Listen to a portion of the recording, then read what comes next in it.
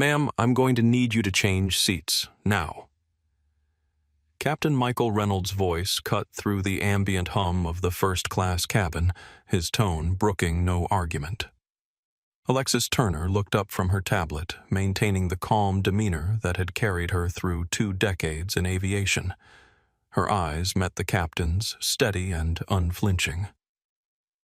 "No," she replied, her voice quiet but firm. "I am in my assigned seat." The single syllable hung in the air. Passengers nearby froze mid-conversation. A flight attendant paused while stowing a carry-on. The predictable rhythm of pre-flight procedures stuttered to a halt. Captain Reynolds blinked clearly, not expecting resistance. His jaw tightened beneath his perfectly trimmed salt and pepper beard. "This isn't a request," he said louder now. "It's an operational necessity." Alexis placed her tablet on the armrest, straightened in her seat, and replied with measured precision. "Then you'll need to explain the specific operational necessity that requires me and only me to relocate from my assigned seat." A ripple of murmurs spread through the first-class cabin. A businessman in 3A glanced up from his laptop. An elderly woman across the aisle leaned forward slightly. A young man in the second row reached subtly for his phone.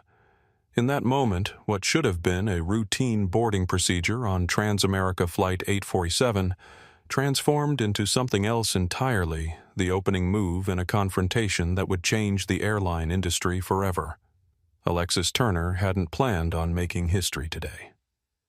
At 38, the former commercial pilot turned Federal Aviation Safety Commissioner had boarded enough flights to recognize the familiar choreography of air travel. The weight of her credentials hidden beneath the simple designation of her title remained her own private knowledge as she settled into seat 3B. She wore a tailored navy pantsuit, comfortable yet professional, with a small golden pin on her lapel, the wings she'd earned as a pilot 15 years earlier. Her natural hair was styled in a neat crown of twists, and her only jewelry was a pair of small pearl earrings that had belonged to her grandmother Eliza. In her leather messenger bag, nestled between legal briefs and her tablet, sat a small bound journal with Accountability Protocol embossed in gold on its cover. The journal, now on its 3rd volume, documented every instance of discrimination she'd encountered or witnessed in her extensive travels. Each entry meticulously recorded dates, times, locations, and names. It was both shield and sword protection against gaslighting and evidence when needed. Alexis hadn't always been prepared. At 19, as a sophomore at Howard University studying aviation management, she'd experienced the humiliation of being forced to move from her assigned seat on a Greyhound bus, despite having a valid ticket. The driver had claimed a weight distribution issue, yet 3 white passengers who boarded after her were seated exactly where she'd been told to move from.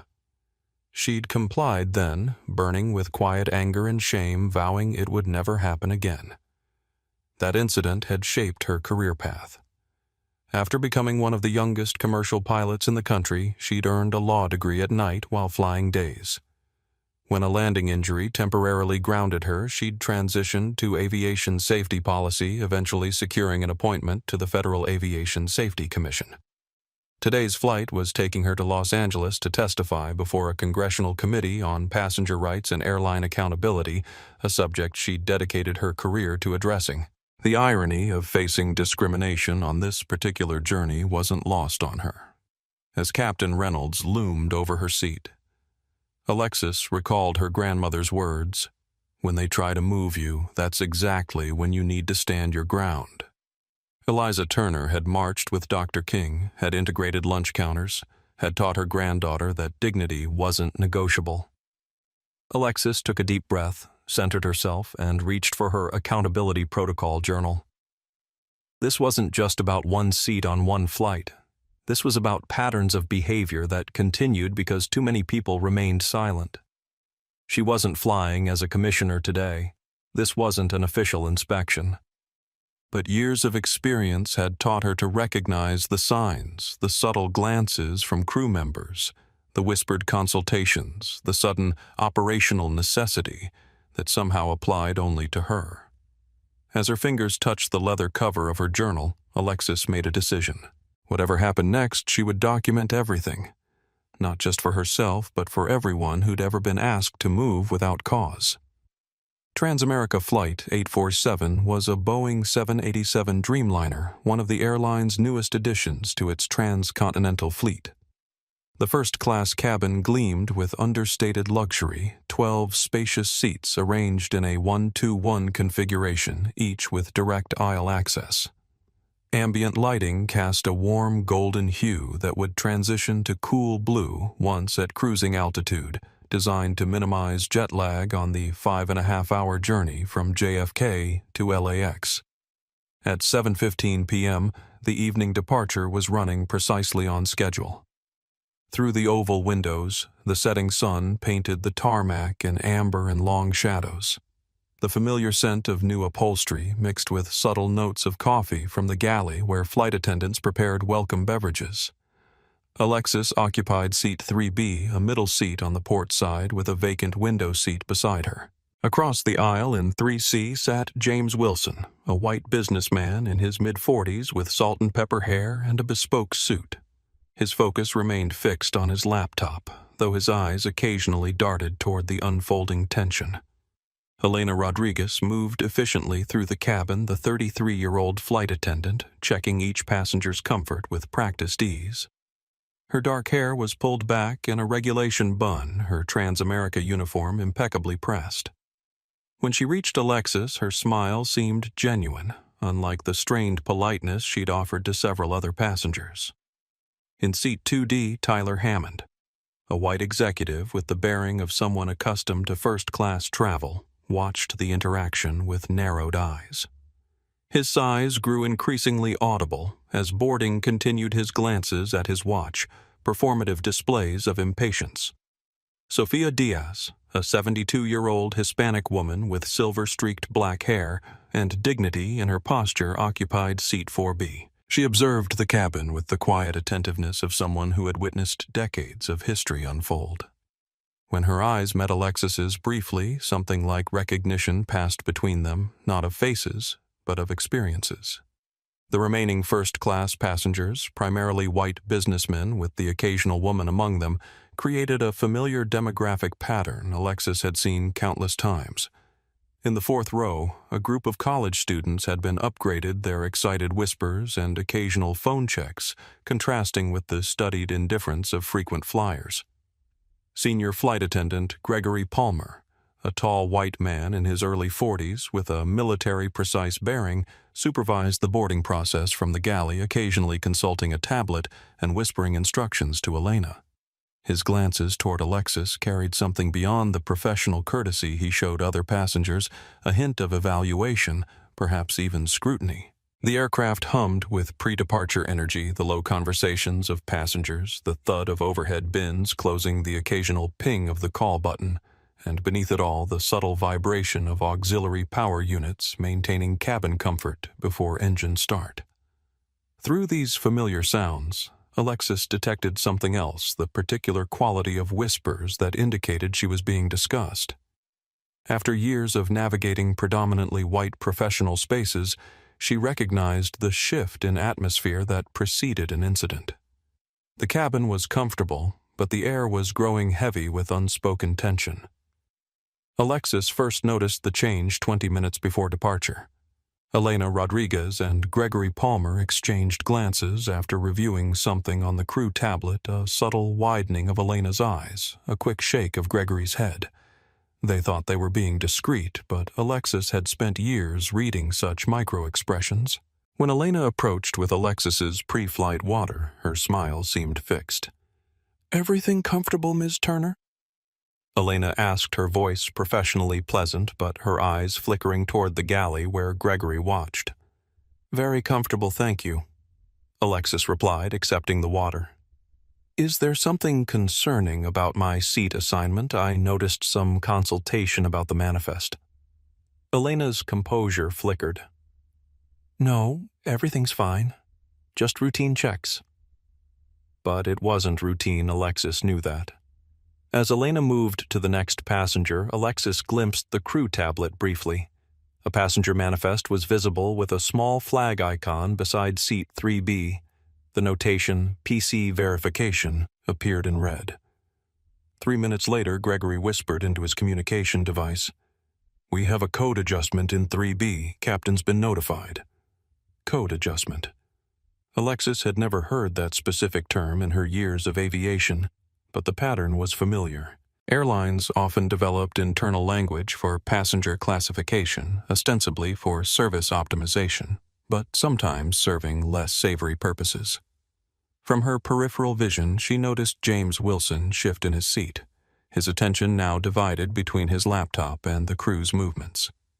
He too had noticed something off. Sophia Diaz caught Alexis's eye briefly, a knowing look that communicated volumes. The older woman's slight nod conveyed solidarity. Through the forward galley, Alexis spotted the cockpit door opening. The first officer remained at the controls, while Captain Reynolds, tall, authoritative, with the confident bearing of someone who'd commanded aircraft for decades, stepped into the cabin. This was unusual. Captains typically remained in the cockpit during boarding, emerging only for technical issues or to welcome VIP passengers. Reynolds consulted briefly with Gregory, their voices too low to hear, but their body language clear. The captain glanced toward Alexis, his expression hardening slightly. Gregory handed him the tablet, pointing to something on the screen. "Code status verified," Gregory said, just loud enough for Alexis to catch. "Adjustment recommended." "I'll handle it," Reynolds replied. From the row behind her, Alexis heard Tyler Hammond mutter something about getting this show on the road. 2 first-class passengers who had boarded after Alexis were welcomed, warmly escorted to their seats without the scrutiny she'd received. Alexis quietly removed her accountability protocol journal from her bag. As she opened to a fresh page, she noted the date, flight number, and initial observations. This wasn't her first encounter with differential treatment, but something about the formality of the approach, the codes, the captain's involvement suggested an established pattern rather than an isolated incident. When Captain Reynolds began walking toward her seat, Alexis was already prepared. Years of experience had taught her to recognize the signs long before confrontation became inevitable. "Ma'am, I'm going to need you to change seats, now." Captain Reynolds stood beside 3B, his voice carrying an authority accustomed to instant compliance. "No," Alexis replied. "I am in my assigned seat." The captain's momentary surprise gave way to a firmer stance. "This isn't a request," he said. "It's an operational necessity." Alexis maintained eye contact. "Then you'll need to explain the specific operational necessity that requires me and only me to relocate from my assigned seat." Reynolds glanced at nearby passengers, lowering his voice slightly. "We have a weight distribution requirement for this aircraft. Your cooperation is required for safe operation." Alexis had spent 15 years flying commercial aircraft. Weight distribution was indeed critical, but it was calculated based on passenger count, not individual seat assignments within the same cabin class. "Captain," she replied, her voice quiet but carrying to nearby seats. "Weight distribution on a 787 is calculated by zone, not by specific seats within the same cabin. First class is a single zone for weight and balance purposes." A flicker of surprise crossed Reynolds' face. Passengers weren't supposed to know such technical details. Behind him, Elena Rodriguez froze in the aisle, a look of discomfort evident on her face. "Ma'am, I'm the captain of this aircraft. Aircraft safety is my determination to make." "Of course it is," Alexis agreed. "And I would never question legitimate safety procedures. I'm simply requesting the specific regulation you're implementing that requires me to move while leaving all other passengers in first class in their assigned seats." From seat 3A, James Wilson looked up fully, now his laptop forgotten. Other passengers had grown quiet, sensing the tension. Captain Reynolds shifted strategies. "We have a VIP passenger who needs this specific seat. We can move you to 7A in business class, a courtesy upgrade from your original booking." Alexis raised an eyebrow. My boarding pass indicates I was assigned 3B at booking. This wasn't an upgrade.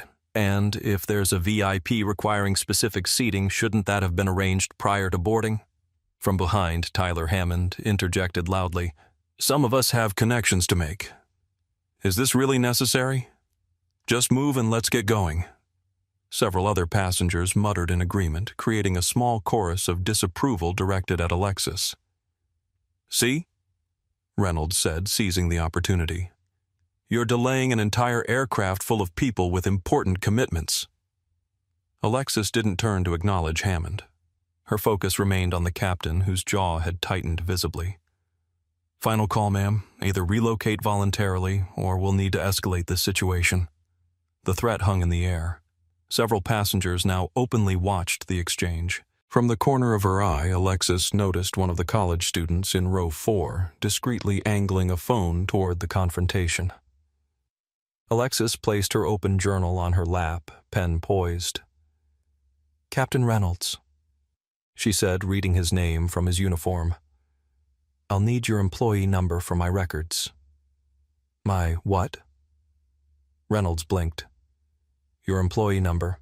Since you're implementing a non-standard seating policy based on claimed operational necessity, I'll need to document the specific directive and authorizing personnel." Gregory Palmer stepped forward. "Ma'am, recording crew information is not permitted." "Incorrect," Alexis interrupted calmly. "FAA Regulation 14 CFR 121.548 specifically permits passengers to request identification from any crew member implementing safety directives. If this is indeed a safety directive, I'm within my rights to document it." A heavy silence fell over the first-class cabin. Captain Reynolds' expression darkened. The confrontation had just escalated beyond what he'd clearly anticipated. "Ma'am, you seem to be unusually familiar with aviation regulations." Captain Reynolds' tone shifted, a note of suspicion replacing the authoritative command. "Are you in the industry?"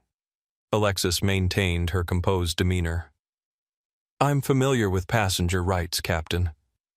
Now, about that employee number, I'll need it to properly document this interaction." Reynolds exchanged glances with Gregory, who subtly shook his head. "What exactly are you documenting?" Reynolds asked, eyeing the journal. "Every aspect of this interaction," Alexis replied. "The time you approached me, your request that I relocate without specific cause, and your claim of operational necessity without citing applicable regulations." By now, most of the first-class cabin had fallen silent, passengers openly watching the exchange. From seat 3A, James Wilson shifted uncomfortably, closing his laptop. His eyes moved from Alexis to the captain, assessment in his gaze. "Look," Reynolds said, lowering his voice. "This doesn't need to become complicated.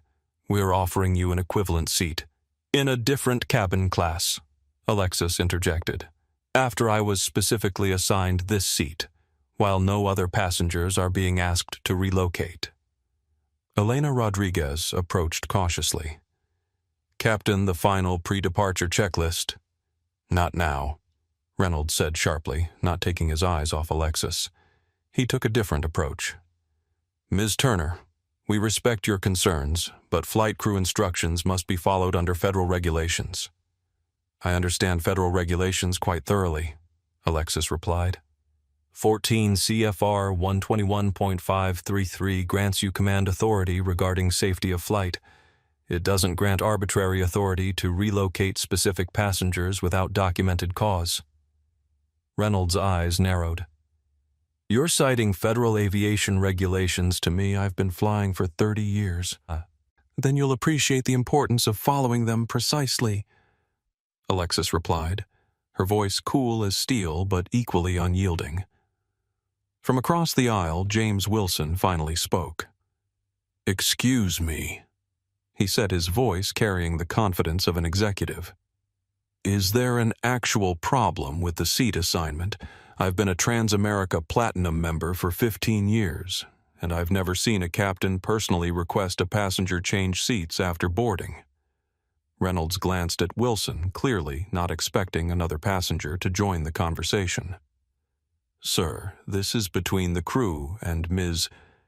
Turner, Alexis supplied. Alexis Turner. Ms. Turner, Reynolds continued. We have procedures, which should be transparent, Wilson interjected. I'm curious myself now.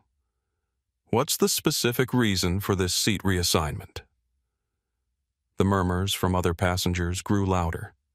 From behind, multiple voices complained about the delay. This is ridiculous, one man called out. Some of us have places to be. If she'd just move, we could leave, another added. Tyler Hammond stood up, his imposing figure looming in the aisle. Look, lady, you're holding up an entire plane. There are people with connecting flights and important meetings. Just take the business class seat and let us get going. Several passengers nodded in agreement. The social pressure was building. Sophia Diaz, who had been watching silently, spoke in a quiet but clear voice. Some things are worth being delayed for young men, like dignity. Gregory Palmer stepped closer. Captain, we're approaching departure time. Reynolds faced a decision point. The simple directive had evolved into a situation with multiple witnesses and explicit questioning of his authority. His face hardened. Ms. Turner, this is your final opportunity to comply voluntarily. Interfering with crew member instructions is a federal offense. Alexis met his gaze steadily. Requiring compliance with an unlawful directive is also a federal offense, Captain. I understand FAA Regulation 117.3 covers weight distribution concerns. Please cite the specific operational code you're implementing. The captain's momentary hesitation told Alexis everything she needed to know. There was no operational code because there was no legitimate operational necessity. Gregory leaned in, whispering something to Reynolds. The captain nodded sharply.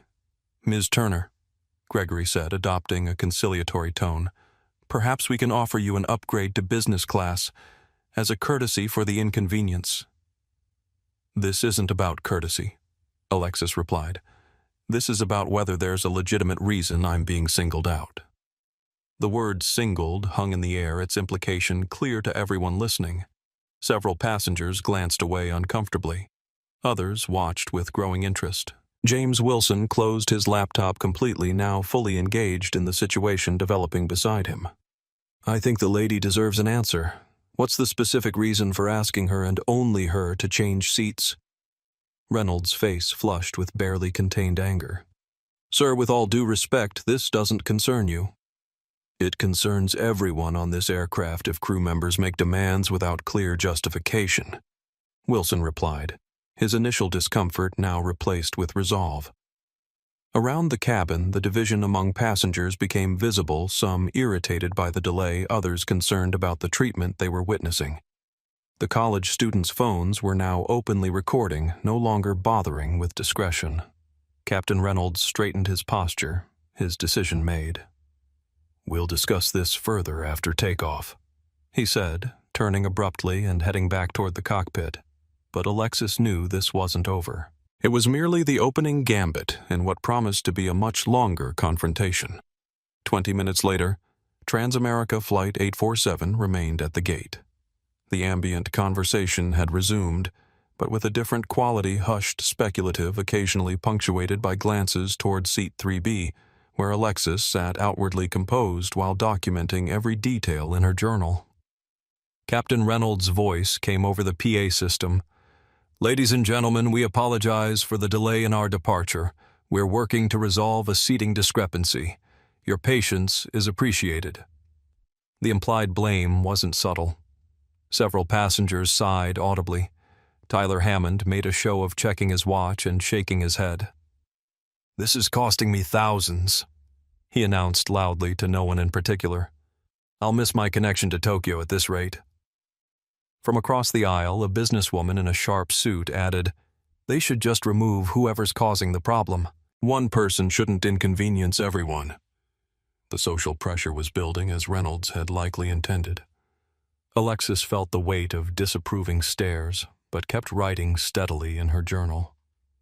Elena Rodriguez moved through the cabin offering water to passengers during the delay. When she reached Alexis, she paused. "Ms. Turner," she said quietly, "the captain has asked me to remind you that compliance with crew instructions is mandatory under Code 7 protocols." Alexis looked up. "Code 7, I'm not familiar with that regulation. Could you clarify which federal aviation regulation that references—" Elena hesitated. It's an internal Transamerica protocol." "For what purpose specifically?" Alexis pressed. Before Elena could answer, Gregory appeared behind her. "That's proprietary airline information, ma'am. Elena, you're needed in the galley." As Elena retreated, Alexis made another entry in her journal. Internal codes without regulatory basis being used to enforce compliance, a pattern she'd documented at other airlines. The cockpit door opened again. Captain Reynolds emerged now accompanied by the first officer who remained by the flight deck while Reynolds approached Alexis's seat. This time the captain positioned himself to create a more imposing presence, standing directly in the aisle beside 3B, effectively blocking Alexis's path should she attempt to leave her seat. "Ms. Turner," he said, voice firm but controlled. "We've contacted Operations Control. They've confirmed the need for a seat reassignment based on special circumstances protocol." "Which specific protocol?" Alexis asked, pen poised above her journal. Reynolds ignored the question. "I'm exercising my authority under CFR Title 14 to implement security measures as necessary. You have two options. Accept relocation to business class or deplane for a later flight." The escalation was clear, no longer just a seat change, but now the threat of removal. James Wilson, who had been listening closely, shifted in his seat. "Captain," he said, "I'm not clear on what security concern a seat assignment could possibly raise." Reynolds turned slightly. "Sir, with respect, this doesn't concern you." "Actually," Wilson replied, "as a passenger on this aircraft, security protocols do concern me. I'm curious what security threat is posed by this woman remaining in her assigned seat." Alexis appreciated the intervention but kept her focus on the captain. "I'm not aware of any security protocol that would require a passenger with a valid boarding pass to change assigned seats without specific cause. Could you clarify the nature of this security concern?" Reynolds' posture stiffened. "We're not required to disclose security measures to passengers." "You are required to have a legitimate basis for them," Alexis countered. "Selective implementation of undefined security measures targeting specific passengers requires documentation." By now, other crew members had gathered near the front of the cabin. The college students in row 4 were openly recording on their phones. Throughout the aircraft, the mood had shifted from impatience to a tense awareness that something unusual was unfolding. Tyler Hammond stood from his seat again, moving into the aisle. "This is ridiculous. Captain, if she won't move, can't you just have her removed so we can get going? I'm going to miss a multi-million-dollar deal because of this obstinance." Several business class passengers had now appeared at the front of the cabin, drawn by the commotion. "What's the holdup?" one called out. "We've been sitting here for almost an hour." Reynolds seized the opportunity, addressing the growing chorus of impatient travelers. "As you can see, one passenger's refusal to comply with crew instructions is delaying everyone. We're doing our best to resolve the situation." The strategy was clear: turn passenger frustration against Alexis, creating social pressure to comply regardless of whether the directive was legitimate. Sophia Diaz rose slowly from her seat, her dignity commanding attention despite her small stature. "Young man," she addressed Hammond directly, "there was a time when people like me were regularly told to move to the back for comfort of other passengers. Would you have supported that too if it meant keeping your schedule?" Her words hung in the air, creating a moment of uncomfortable silence. That's completely different," Hammond sputtered, but his voice had lost some of its certainty. "Is it?" Sophia asked quietly. "Or is it just happening to someone else this time?" Hammond flushed, mumbling something inaudible as he returned to his seat. Captain Reynolds raised his voice slightly, ensuring it carried throughout the cabin. This delay is the result of one passenger refusing to comply with crew instructions. We apologize to everyone else for the inconvenience. The delay, Alexis responded, her voice equally clear, is the result of unexplained directives targeting a single passenger without legitimate cause. Reynolds leaned closer, lowering his voice to a threatening whisper. You're bordering on interference with flight operations. That's a federal offense that can result in placement on the no-fly list. I have connections throughout the industry, Ms. Turner. This won't end well for you. The threat was explicit now and personal. Reynolds was no longer just citing authority, but making clear that consequences would extend beyond this flight. Alexis met the captain's gaze without flinching. Discriminatory practices in commercial aviation are also federal offenses, Captain Reynolds. Your choice of passenger for removal will be documented and reviewed. For a moment, neither spoke. The confrontation had reached a critical juncture. From the front of the cabin, a Transamerica ground supervisor appeared, stepping hesitantly into the charged atmosphere. Captain Reynolds, the supervisor said, Operations is asking for a status update on our departure delay. Reynolds straightened. Tell them we have a non-compliant passenger situation. Security response may be required. The words hung in the air like a gauntlet thrown. As Captain Reynolds turned to speak with the ground supervisor, Alexis remained outwardly calm. Inside her mind calculated options and consequences with the precision that had made her both an exceptional pilot and an effective commissioner. This was the moment where many would capitulate the escalation to security response, and potential removal from the aircraft created powerful incentives to comply. The path of least resistance would be to take the offered business class seat and file a complaint later. But Alexis Turner hadn't become who she was by taking paths of least resistance. She opened her accountability protocol journal to a new page, writing with deliberate strokes that would be visible to anyone watching.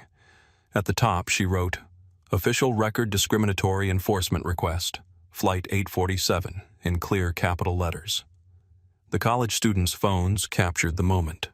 From across the aisle, James Wilson observed with undisguised interest. When Reynolds turned back toward her, Alexis was prepared. Captain Reynolds, she said, voice steady and clear enough to be heard by nearby passengers. Before you involve security, I want to clarify my position. I have not refused any legitimate safety directive. I have merely requested verification of the operational necessity that specifically requires me and only me to relocate from my assigned seat. She continued before he could respond. I'm documenting that at 7:43 p.m. you threatened potential placement on a no-fly list for requesting clarification of an unspecified directive. I'm also noting that no other passengers in first class have been asked to relocate despite several boarding after I was seated. Reynolds' expression darkened. You're not in a position to... I'm in precisely the position to document discriminatory practices in commercial aviation. Alexis interrupted, maintaining her composure. Now you have options, Captain. You can provide the specific operational or security concern that necessitates my relocation. You can acknowledge there is no such concern and allow me to remain in my assigned seat. Or you can escalate to security response, which will trigger a mandatory FAA incident review. She let the words sink in. Around them, the cabin had grown completely silent. I'm not responsible for delays caused by unsubstantiated demands, she added. That responsibility lies with those making such demands. Gregory Palmer stepped forward. Ms. Turner Transamerica has the right to assign seats as necessary for operational requirements. Correct, Alexis agreed. And such operational requirements must have documented justification when challenged. I'm challenging the justification for targeting me specifically. She turned a page in her journal. For the record, I'm noting that at 7:45 p.m., no specific operational requirement has been cited despite multiple requests for clarification. The ground supervisor shifted uncomfortably. Captain Operations is asking if we need to offload passenger baggage. We're now 20 minutes delayed. This was a critical moment. Removing a passenger's baggage would extend the delay significantly, something the airline would be reluctant to do without clear cause. Reynolds suddenly moved closer, his voice dropping to a whisper only Alexis could hear. Listen carefully. I don't know who you are or what game you're playing, but I've removed passengers for far less than this. One call to security, and you'll be in an interview room explaining yourself to airport authorities. Is that what you want? The intimidation was blatant, now no longer cloaked in procedural language. Reynolds' face was inches from hers, his eyes cold with anger. Alexis didn't flinch or back away. Instead, she raised her voice just enough to ensure nearby passengers could hear her response. Are you threatening me, Captain Reynolds, because that would constitute intimidation of a passenger, which is a separate violation of FAA regulations? Would you like me to document that as well?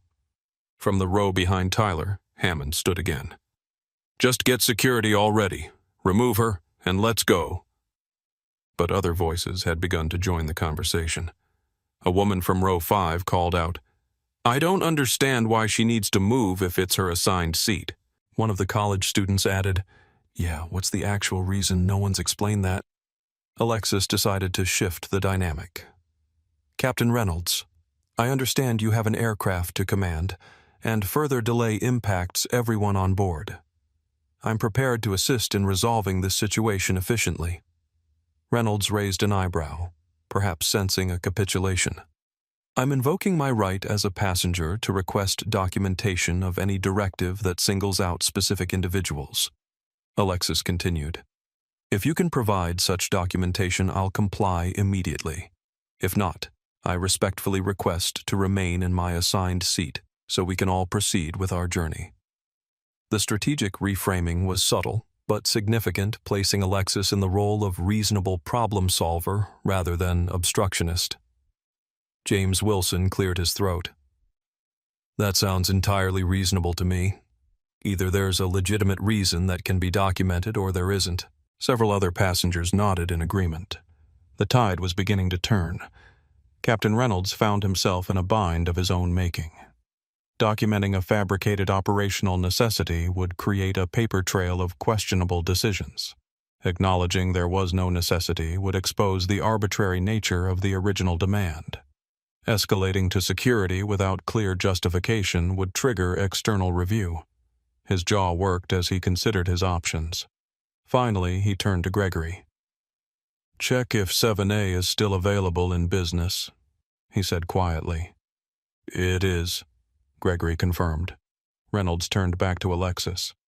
Ms. Turner, as a courtesy to you and to avoid further delay for all passengers, I'll allow you to remain in your current seat for now.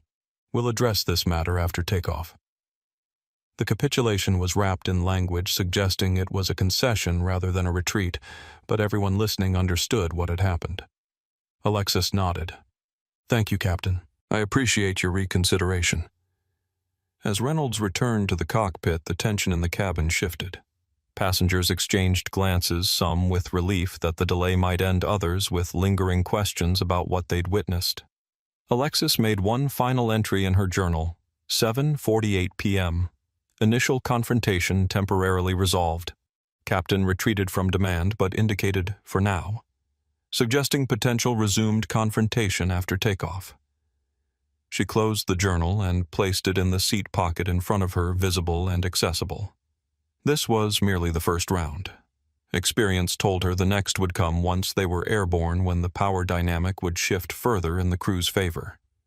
As Captain Reynolds disappeared into the cockpit, the artificial quiet of the first-class cabin dissolved into a buzz of whispered conversations. The confrontation had transformed anonymous travelers into unwitting participants in a drama none had anticipated. James Wilson turned slightly toward Alexis. That was impressive, he said, keeping his voice low. Are you an attorney? Among other things, Alexis replied with a small smile. Wilson hesitated, then extended his hand across the aisle. James Wilson McKinsey Consulting. Alexis Turner.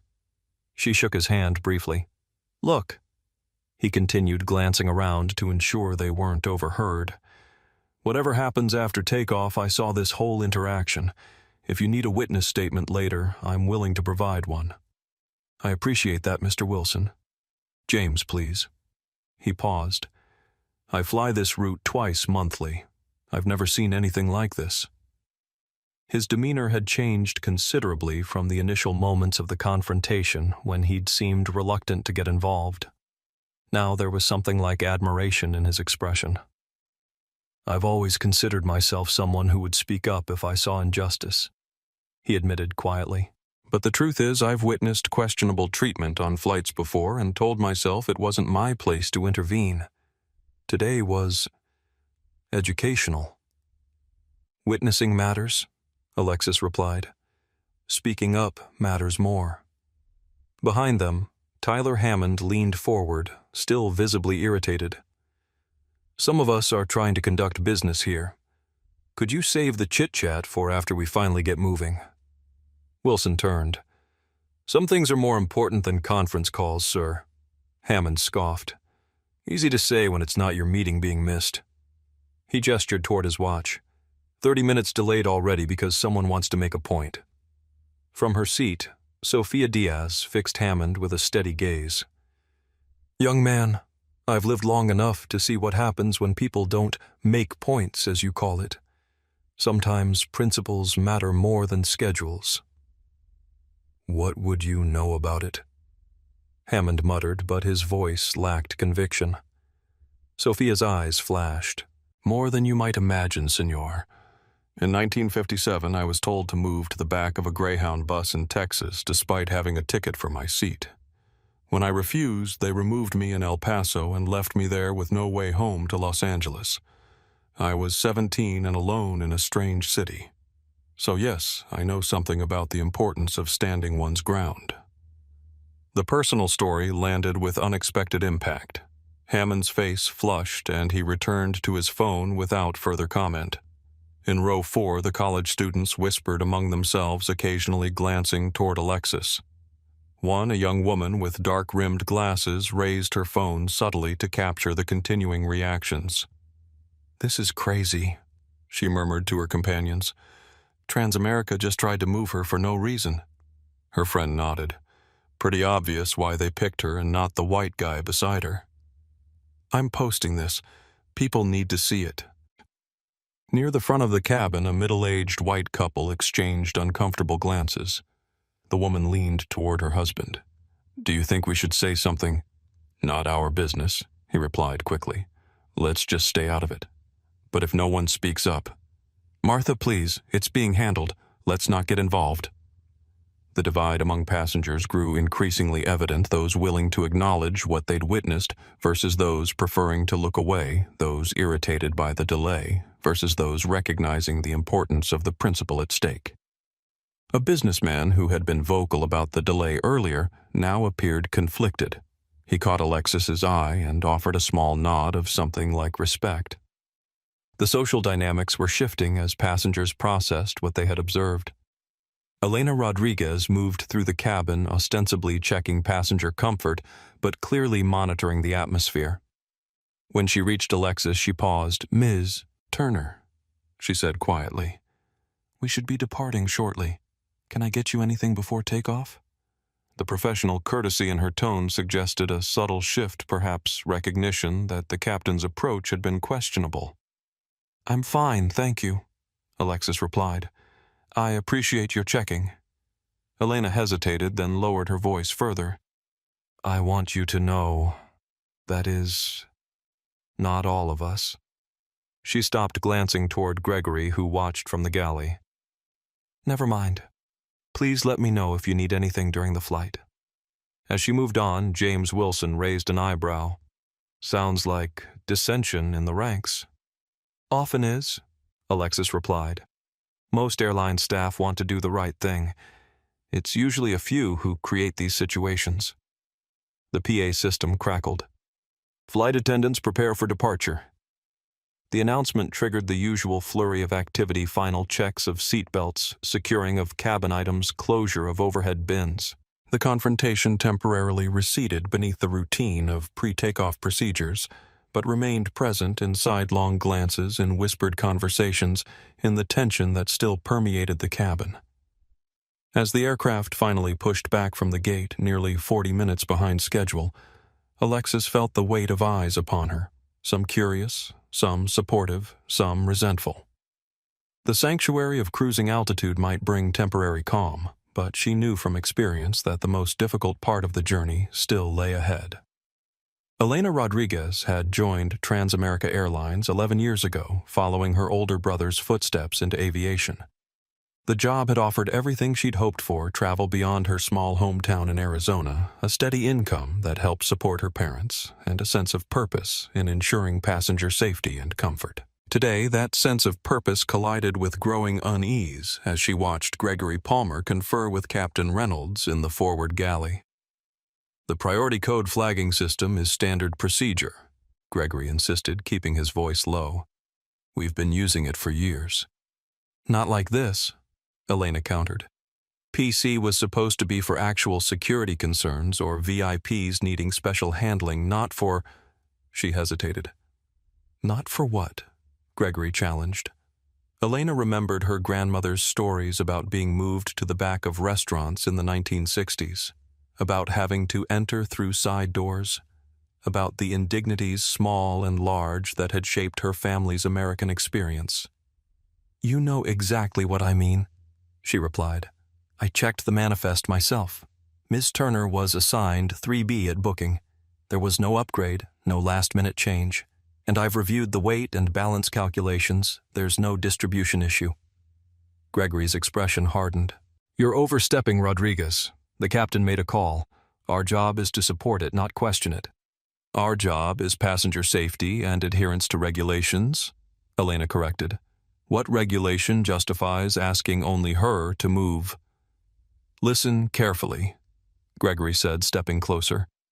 "This isn't about one passenger. This is about chain of command. If crew members start questioning captain's decisions, the whole system breaks down. You want that responsibility?" Elena thought of her mortgage, of her father's medical bills, of the security her job provided. She thought too of her grandmother, who had taught her that security purchased with silence eventually costs far more. "I want to do what's right," she said finally. Gregory's voice lowered further. "Transamerica has been good to you, Elena. 11 years right. Think about your future here. Reynolds has friends in corporate who determine schedules, routes, promotions. Cross him and you might find yourself on red-eyes to Anchorage for the next decade." The threat wasn't subtle. "You need to decide which side you're on," Gregory continued. "The cruise or some random passenger who's causing trouble." Elena looked down at her tablet at the priority code system displayed on the screen. What had begun as a tool for identifying VIPs and passengers needing special assistance had evolved into something else, a mechanism for classifying travelers based on whether they looked right for their cabin class, whether they matched unspoken expectations about who belonged in premium seats. She'd seen it happen gradually over the past 3 years, the code designations expanding beyond their original purpose. She'd noticed the pattern, had been uncomfortable with it, but had never formally questioned it. Like many, she'd told herself it wasn't her decision to make. "I need to complete the safety checks," she said finally, neither agreeing nor disagreeing with Gregory's ultimatum. As the aircraft taxied toward the runway, Elena moved through the cabin for final compliance checks. When she reached Alexis Turner's row, she noticed the journal in the seat pocket, Accountability Protocol, clearly visible on its cover. Something in that title resonated with a decision forming in Elena's mind. At the back of first class, she paused beside Sofia Diaz. The older woman looked up, recognition in her eyes, not of Elena specifically, but of what she represented. A younger Latina woman navigating institutional pressures, the kind of silent understanding that forms between those who've walked similar paths. "Abuela would be ashamed if I said nothing," Elena murmured almost to herself. Sofia nodded slightly. "Our silence has never protected us, mija."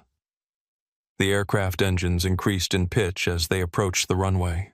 Elena returned to her jump seat, buckling in beside Gregory, who watched her with narrowed eyes. "Whatever you're thinking, don't," he warned. "Reynolds already flagged this flight for headquarters review because of the delay. Everyone's performance is being evaluated." Elena said nothing, but her mind raced. The priority code system had begun 3 years ago, ostensibly to identify passengers who might need special handling, whether for service recovery after previous issues, high-value status, or security concerns. But over time, she'd noticed patterns in its application.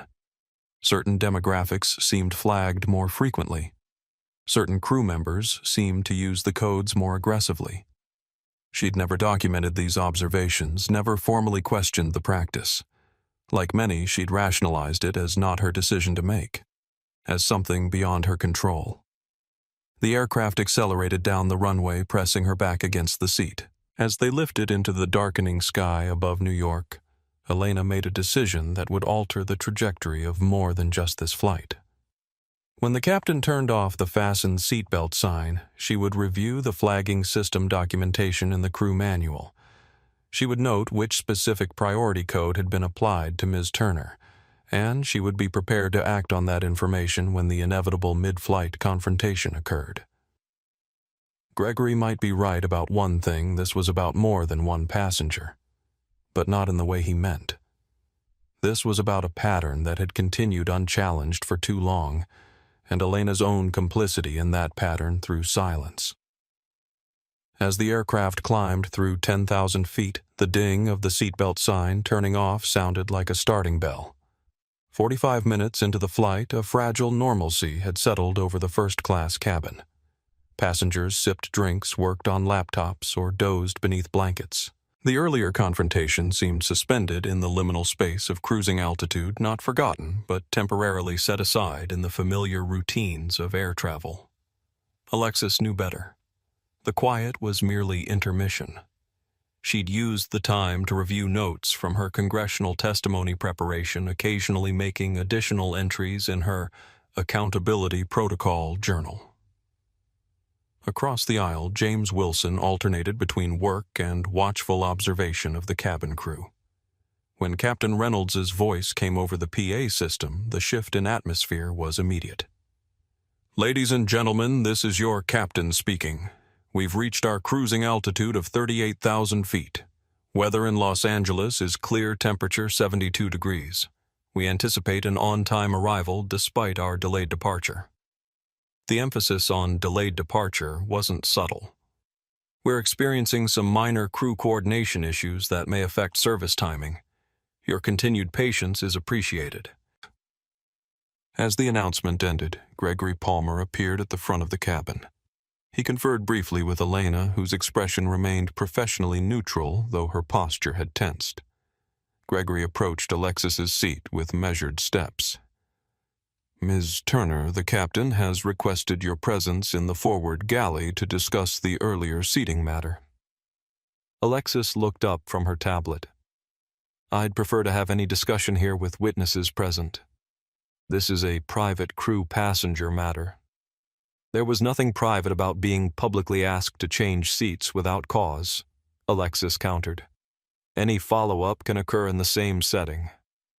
Gregory's jaw tightened. "The captain insists. And I decline, which is my right as a passenger.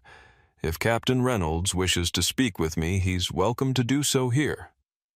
From nearby seats, passengers watched the exchange with renewed interest. The college students' phones reappeared, recording discreetly. "Ms. Turner." Gregory's voice hardened. "This is becoming a matter of crew instruction compliance. The captain has authority over this aircraft under federal regulations." "Authority that must be exercised within legal boundaries," Alexis replied.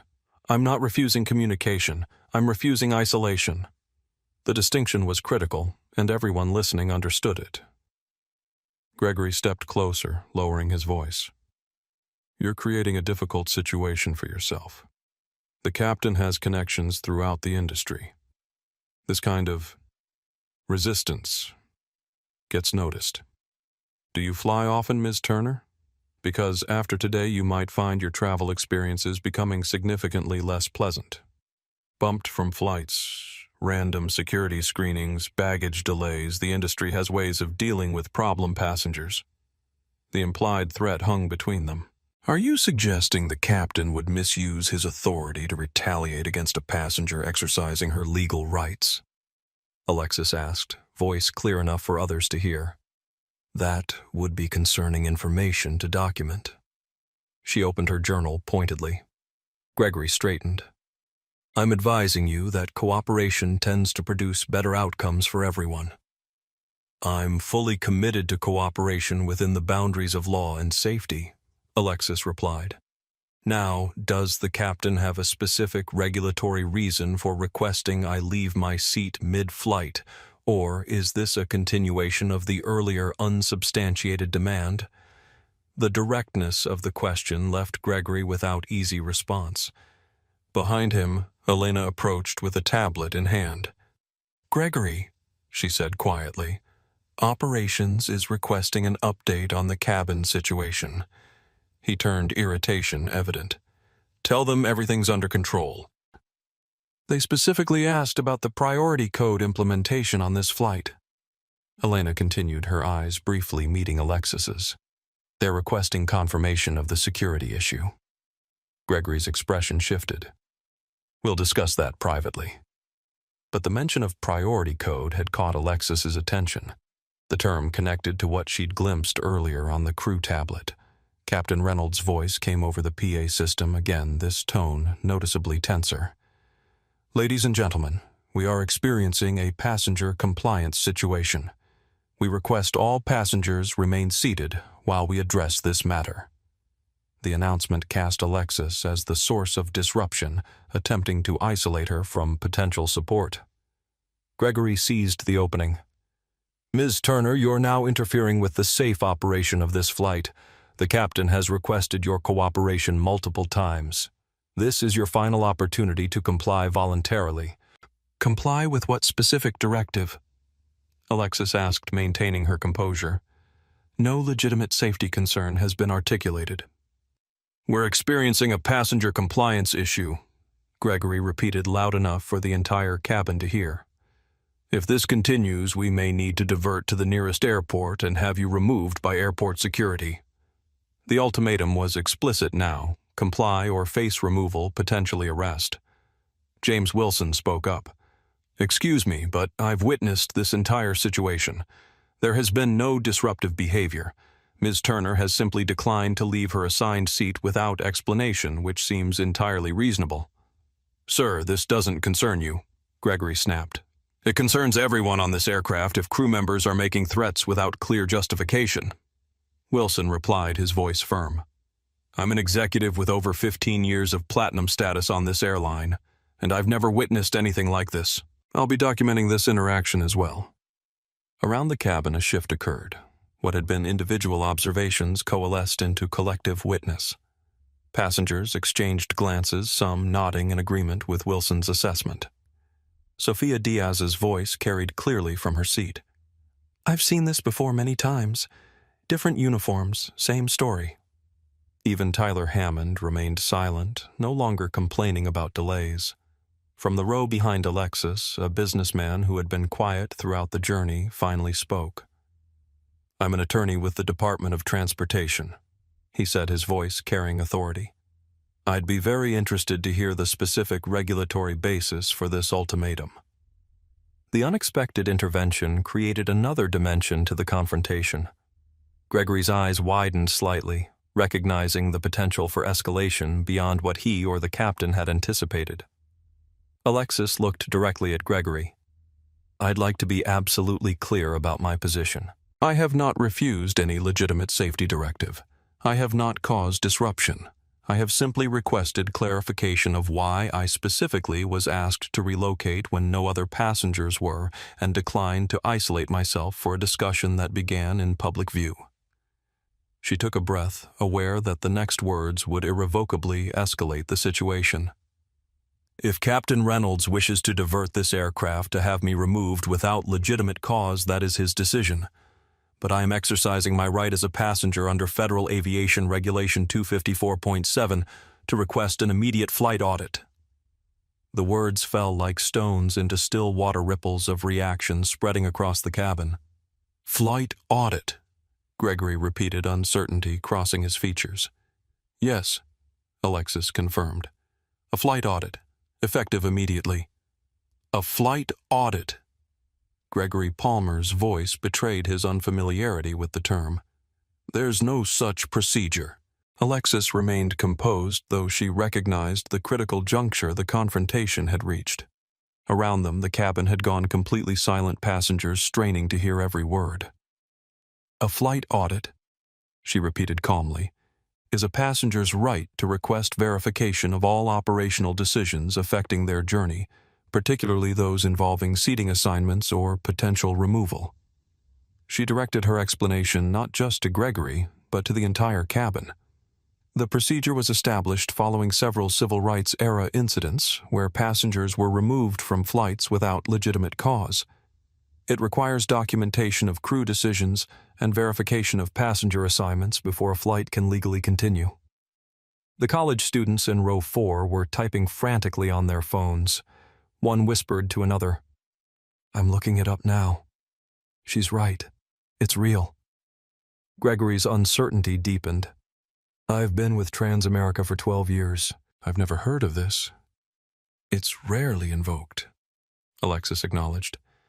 "But it remains a legal right under Federal Aviation Administration protocols, particularly when discriminatory practices are suspected." From his seat, James Wilson pulled out his phone. "I'm confirming this now. Yes, here it is. FAA Advisory Circular 12342B references passenger rights to request verification of operational decisions that appear to target specific individuals." Gregory glanced toward the cockpit, clearly unsure how to proceed. "I'll need to consult with the captain." "Of course," Alexis agreed. "The procedure requires captain acknowledgement and operations center notification." As Gregory retreated toward the flight deck, Elena Rodriguez approached, maintaining a professional demeanor, though her eyes conveyed something more complex.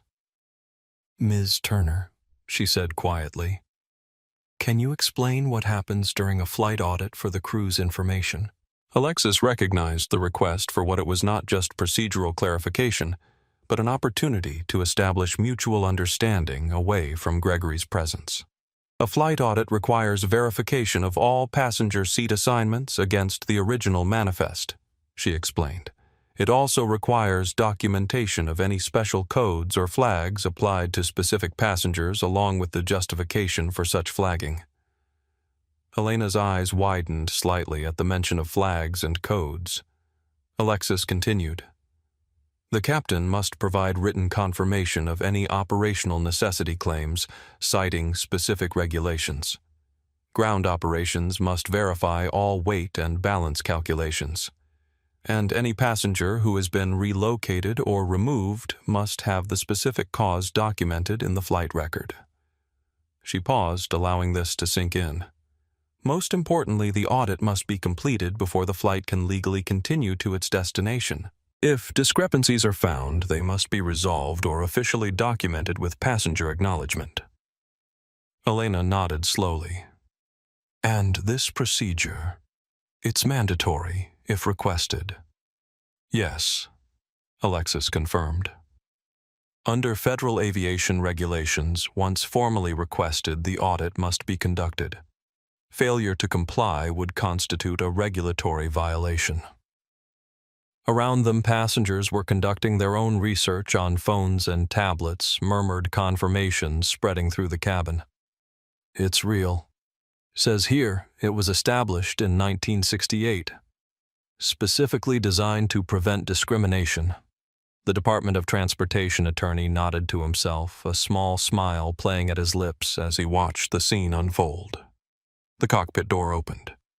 Captain Reynolds emerged, his expression a mixture of disbelief and anger. He conferred briefly with Gregory, their voices too low to hear, though their body language spoke volumes. Reynolds gesticulating forcefully while Gregory appeared to be trying to calm him down. Reynolds approached Alexis's seat, visibly struggling to maintain professional composure. "Ms. Turner, there seems to be some confusion. I've been flying for 30 years. There is no such thing as a flight audit procedure. Alexis met his gaze steadily. Captain Reynolds, with respect, your personal familiarity with a procedure doesn't determine its existence.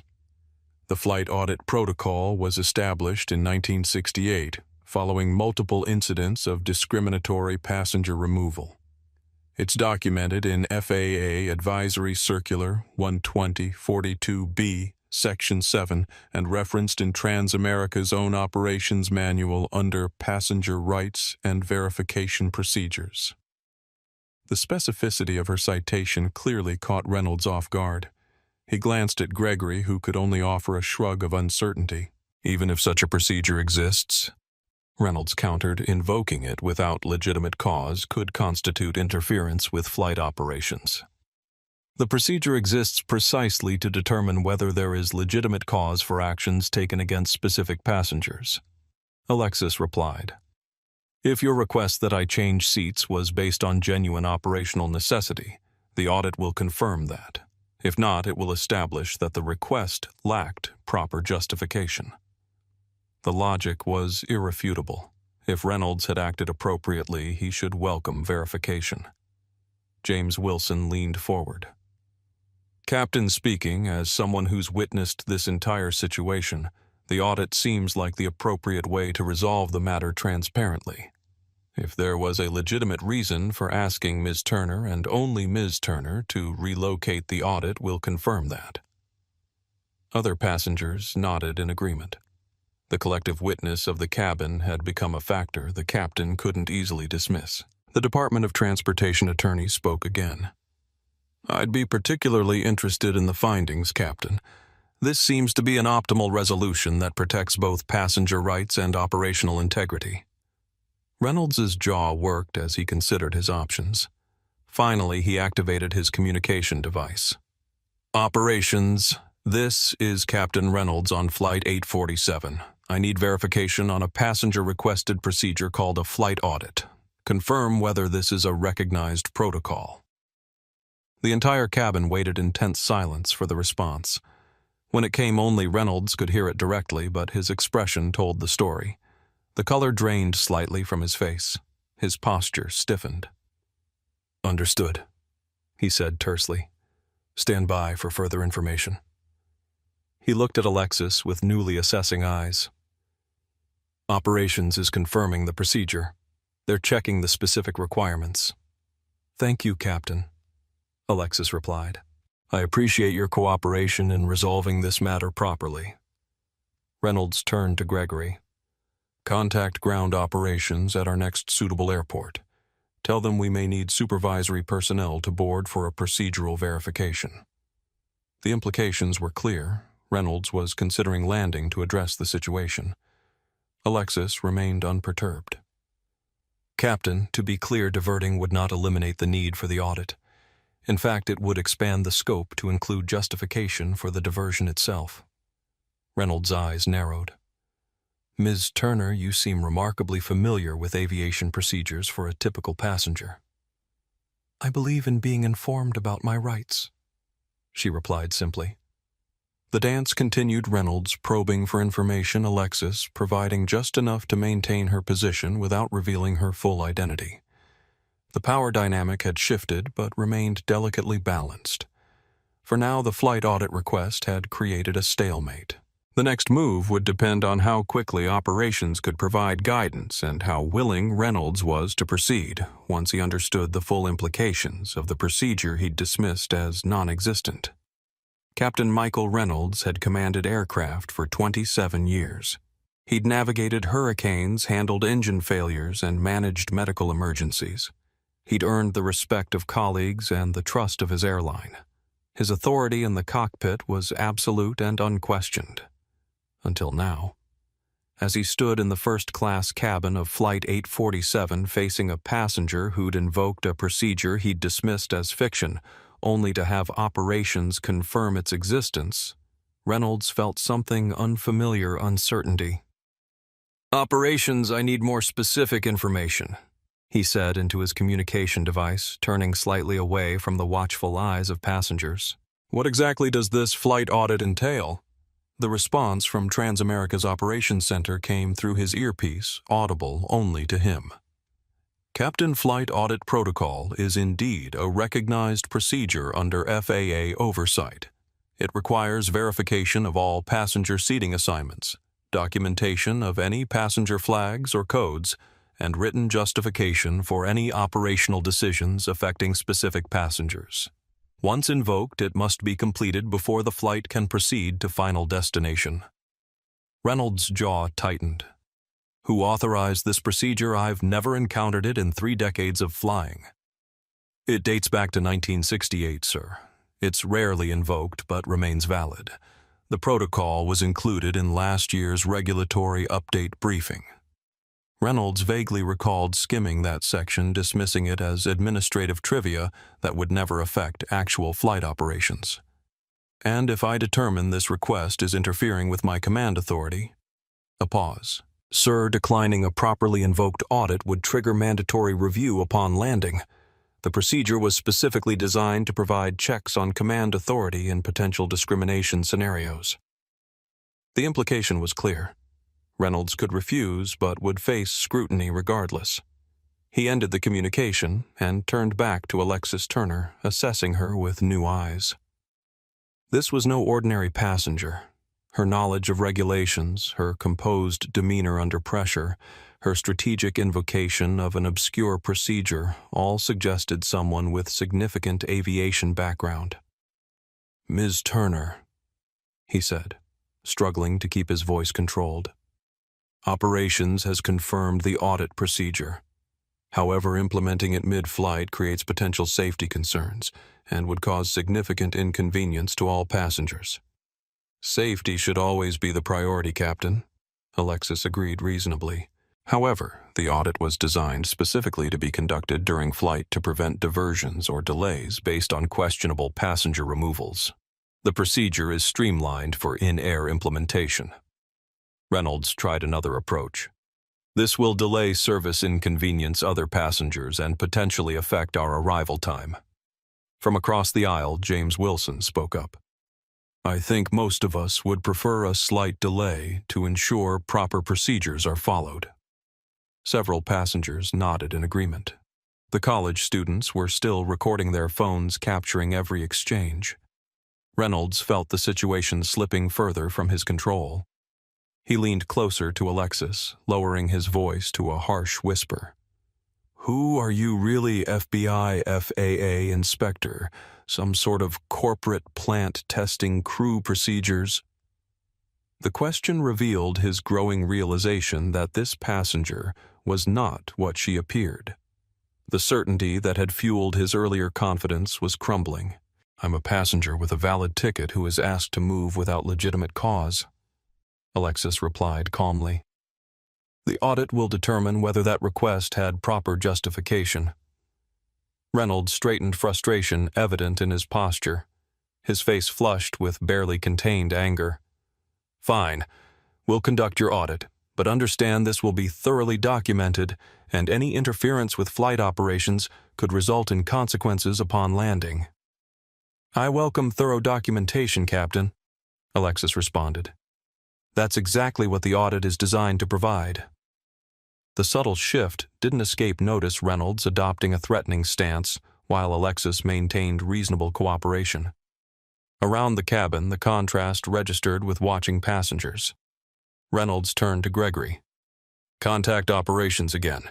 Tell them we need the full flight audit protocol transmitted to the aircraft immediately, and find out if there's any way to postpone this until landing."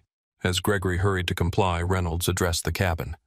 "Ladies and gentlemen, due to a passenger procedure request, we'll be conducting a verification of our manifest and seating assignments. This may briefly delay normal service. We appreciate your continued patience." The announcement attempted to normalize the situation, but the tension remained palpable. Elena approached with a tablet. "Captain Operations has already transmitted the audit procedures. They're requesting your acknowledgement to begin the process." Reynolds took the tablet, scanning the document with growing disbelief. The protocol was more comprehensive than he'd anticipated, requiring verification of not just current seating, but the entire boarding process, any special codes applied to passengers, and written justification for any deviations from standard procedure. More concerning, it required Captain's signature on statements that could potentially expose the subjective nature of his original request that Alexis relocate. "This is absurd," he muttered, paging through the requirements. "Complete regulatory overreach." With each swipe of his finger, Reynolds' expression darkened. The audit would require him to document the specific reason for singling out Alexis Turner, a reason he couldn't provide, because it had been based on nothing more than Gregory's PC verification flag and his own snap judgment that she didn't match his mental image of a typical first-class passenger.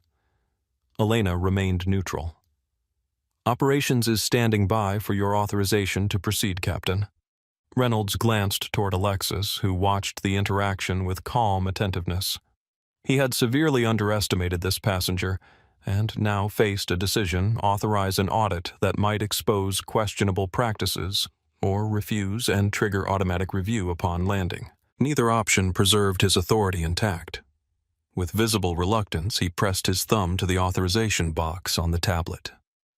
"Inform operations we're proceeding with the audit as required, and tell them I want a full review of how this procedure was implemented without proper captain notification and training." "Yes, Captain," Elena replied, taking the tablet. As she walked away, Reynolds fixed Alexis with a hard stare. "I hope you understand what you've initiated here. This isn't a game." "I assure you, Captain Reynolds," Alexis replied steadily, "I consider passenger rights and aviation safety protocols to be anything but a game." The captain returned to the cockpit without further comment, but the set of his shoulders conveyed his sentiment clearly. The battle lines were drawn, the audit would proceed, and the outcome would depend on what it revealed about the true nature of the operational necessity that had started this confrontation. 40 minutes after Alexis's invocation of the flight audit, the atmosphere in the first-class cabin had transformed. What began as a confrontation between one passenger and the flight crew had evolved into a collective experience, passengers no longer passive observers, but engaged witnesses to an unprecedented procedural challenge. The PA system crackled. "Ladies and gentlemen, this is your captain speaking. Due to the ongoing procedural verification, we'll be making a brief stop in Denver to board additional personnel to assist with the process. This will delay our arrival in Los Angeles by approximately 1 hour. We apologize for the inconvenience." The announcement confirmed what Alexis had anticipated. Reynolds was attempting to regain control by involving ground personnel. It was a strategic decision, though not necessarily advantageous to his position. James Wilson leaned across the aisle. "Denver, is that normal procedure for this audit?" "Not typically," Alexis replied quietly.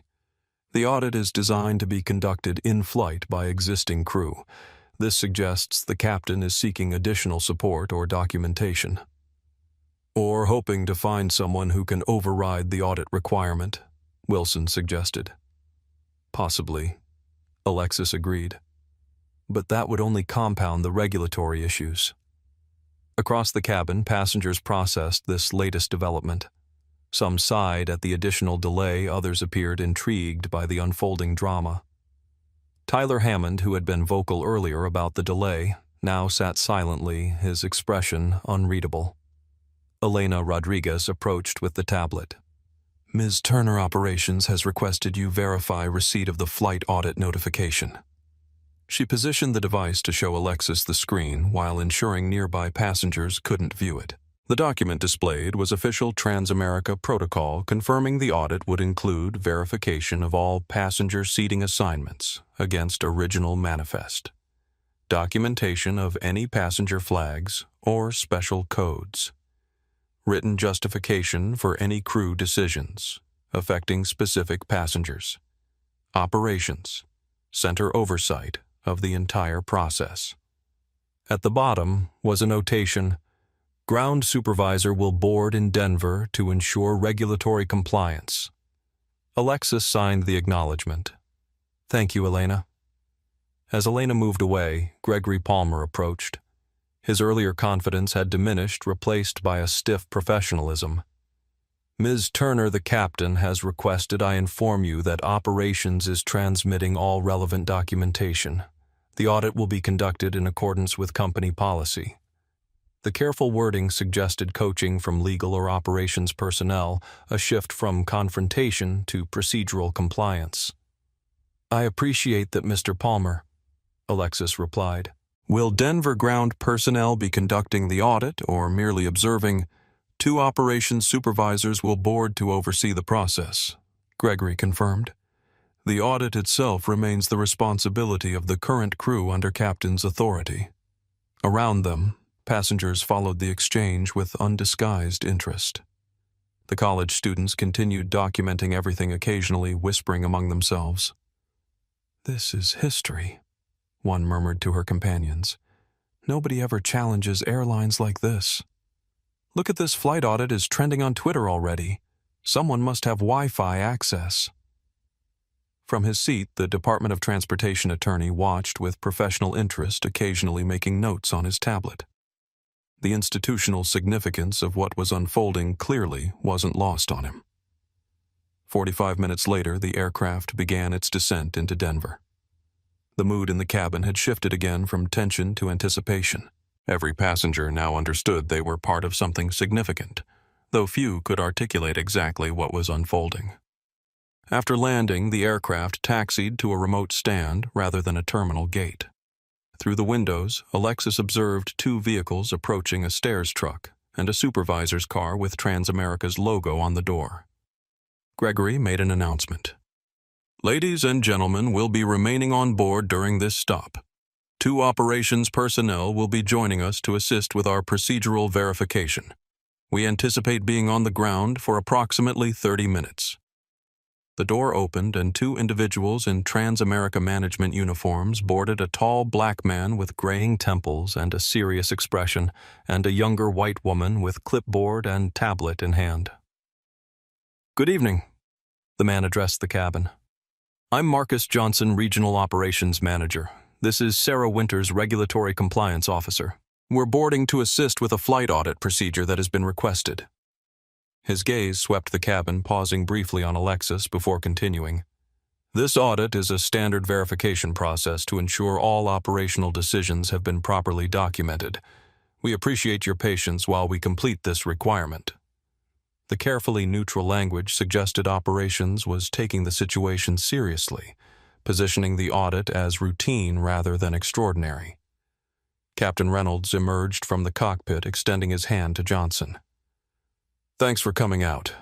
This is an unusual situation. Let's discuss in the galley, Captain, Johnson replied, his tone professional but reserved. As they moved forward, Sarah Winters approached Alexis. Ms. Turner, I understand you initiated the audit request. Could you step to the rear of the cabin to provide your statement? We'd like to minimize disruption to other passengers. I'd prefer to remain at my seat, Alexis replied. The original issue occurred here in view of these witnesses. Consistency of location helps ensure accuracy of documentation. Winters hesitated, then nodded. As you wish. I'll need to record your statement regarding the circumstances that led to the audit request. Of course, Alexis agreed. From the galley, Reynolds' voice carried despite his attempt to keep it low. This is unnecessary escalation, Marcus. One passenger refusing a routine seat reassignment has now involved regional management and compliance. Johnson's response was measured. The preliminary report indicates the reassignment wasn't documented as routine, Michael. No operational necessity was logged before the request was made. That's administrative detail. Captains have authority. Within regulatory boundaries, Johnson interjected. You know this. That's why the audit procedure exists. Their conversation continued more quietly, but the dynamic was clear. Operations wasn't automatically supporting Reynolds' position. The institutional response was careful, measured, focused on documentation and compliance, rather than defending the captain's actions. Sarah Winters positioned herself beside Alexis's seat, tablet ready. Ms. Turner, please describe the circumstances leading to your audit request, including any relevant details about initial seat assignment and subsequent crew interactions. As Alexis began her precise chronological account, passengers throughout the cabin listened intently. The arrival of management personnel had legitimized the situation beyond what many had anticipated. This wasn't merely passenger complaint, it was formal procedural review with operational oversight. "I boarded with a confirmed seat assignment of 3B, Alexis explained. Approximately 20 minutes before scheduled departure, I noticed unusual crew activity regarding my seat, specifically Senior Flight Attendant Palmer and Flight Attendant Rodriguez consulting a tablet with what appeared to be a flag beside my seat number. Winters typed rapidly, documenting each point. "Was this flag verbally identified?" "Yes," Alexis confirmed. "I overheard Mr. Palmer refer to a code adjustment in 3B and mention PC verification while communicating with the captain." Winters's fingers paused briefly over the tablet. "PC verification?" she repeated, making a separate notation. "Please continue." Alexis detailed the subsequent events, Captain Reynolds's approach, his demand that she relocate without specific cause, his claim of weight distribution requirements that contradicted standard aircraft operations, and the escalating attempts at intimidation when she questioned the basis for the request. "After takeoff," she continued, "Mr. Palmer delivered an ultimatum stating that I must either meet with the captain privately or face potential removal at the next suitable airport. When I declined to be isolated and requested documentation of the specific operational necessity requiring my relocation, the threats escalated to potential placement on a no-fly list." Throughout this recounting, the power dynamic had shifted decisively. What began as an isolated confrontation had expanded to include institutional accountability. And as Alexis detailed the sequence of events that led to this moment, the implications extended far beyond one seat on one flight. From the galley, Marcus Johnson approached, having concluded his initial discussion with Reynolds. He listened to the final portion of Alexis's statement, his expression professionally neutral, but his attention focused. "Thank you, Ms. Turner," he said when she finished. "We'll now proceed with the formal audit process." Johnson addressed the cabin. "As part of the flight audit protocol, we'll be conducting a comprehensive review of passenger seating assignments against the original manifest, along with documentation of any special codes or flags applied to specific passengers. We appreciate your continued patience during this process." His emphasis on special codes or flags suggested awareness of what the audit might reveal. The institutional representative wasn't merely observing, but actively engaged in uncovering potential patterns. Sarah Winters began systematically working through the passenger manifest, verifying each seat assignment against boarding records. Meanwhile, Johnson approached Elena Rodriguez. "Flight Attendant Rodriguez, I'll need access to the priority code system records for this flight. Please provide the crew tablet." Elena handed over the device without hesitation. "The system shows all flags applied during boarding and pre-flight procedures." Johnson reviewed the information, his expression remaining carefully neutral, though his posture stiffened slightly. "I see a PC verification flag was applied to seat 3B prior to boarding. What's the documented basis for this flag?" Elena glanced toward Gregory, who was watching from nearby. "There was no specific documentation entered, sir. The flag was applied during pre-flight review." "By whom?" Johnson asked. "Senior Flight Attendant Palmer initiated the flag," Elena replied. "It was subsequently verified by Captain Reynolds." Gregory stepped forward. "The priority code system is a standard tool for passenger management. It's used to identify potential service issues before they develop." "I understand the system's intended purpose," Johnson replied. "What I'm asking is the specific justification for flagging Ms. Turner's seat in this instance." Gregory hesitated. "It was a precautionary measure based on crew assessment." "Assessment of what specifically?" Johnson pressed. "What criteria triggered this particular flag? The question laid bare the heart of the matter. What assessment had led to Alexis being singled out when no documented service issues existed? Gregory's professional demeanor showed its first crack. It's a judgment call based on experience. Some passengers don't match the typical profile for their cabin class, which can sometimes indicate ticketing irregularities. Don't match the profile in what way? Johnson asked, though his tone suggested he already knew the answer. Gregory looked uncomfortable. Various factors. Attire behavior, general presentation. Was Ms. Turner's ticket verified before the flag was applied? Not specifically, but was there any documented history of service issues with this passenger? No, but was there any specific behavior that triggered concern about her presence in first class? Gregory's discomfort was now visible to everyone watching. It was a proactive assessment based on standard practices. Johnson made several notations on his tablet. I'll need to review the complete history of PC verification flags on this route over the past 6 months to determine if these standard practices show any concerning patterns in application. The implication was clear. This wasn't being treated as an isolated incident, but as potential evidence of broader issues requiring institutional response. Throughout this exchange, Captain Reynolds had remained near the cockpit door, watching with evident tension. As Johnson completed his initial review, Reynolds approached.